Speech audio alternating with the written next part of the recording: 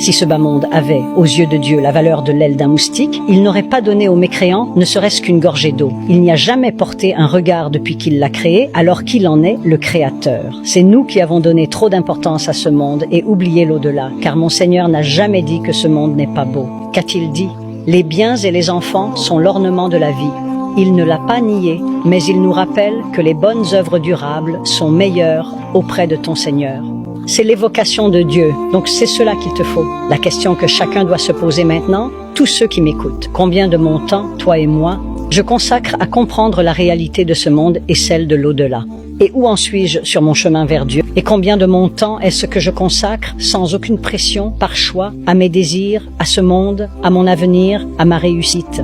Regarde l'équation. Sur les 24 heures de la journée, je te dis, consacre une demi-heure à l'au-delà. Non, je suis généreux en disant cela. Combien de temps durent nos prières? Même si nous les accomplissons, est-ce que ma prière m'éloigne de l'indécence et du blâmable? Et l'évocation de Dieu est plus grande.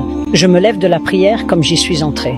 Après la prière, je cherche mon téléphone. Qu'est-ce que je vais chercher dessus? Qu'y a-t-il sur les réseaux sociaux? Où est cette prière qui doit m'éloigner de l'indécence et du blâmable? C'est ça l'idée. Tout est lié. Si je connaissais la véritable nature de ce monde et combien de temps je vais y rester, et surtout, si je connaissais mon Seigneur et mon Créateur, alors l'équilibre se ferait naturellement. Ce verset de la famille d'Imran est magnifique. On a embelli aux gens l'amour de tout ce qu'ils désirent dans ce bas monde. L'amour des passions, il les a appelées passions. Qu'est-ce que c'est, ô mon Seigneur? On a embelli aux gens l'amour des passions, des femmes, des enfants, des monceaux d'or et d'argent, des chevaux de race, du bétail et des champs. Alors, qu'a-t-il dit à ce sujet? Ce sont des jouissances de la vie d'ici-bas. C'est-à-dire qu'il n'a pas dit que c'était mauvais. Ce sont des jouissances de la vie d'ici-bas. Très bien. Et ensuite, après cela, il dit, voulez-vous que je vous informe de ce qui est meilleur que tout cela? Tout cela est beau, agréable. Ce sont des passions et les gens les aiment. Alors Dieu nous fait savoir. Voulez-vous que je vous informe de ce qui est meilleur que tout cela? Je vais vous dire ce qui est encore mieux que tout cela. Pour ceux qui ont la piété auprès de leur Seigneur. Qu'est-ce que c'est, ô mon Seigneur?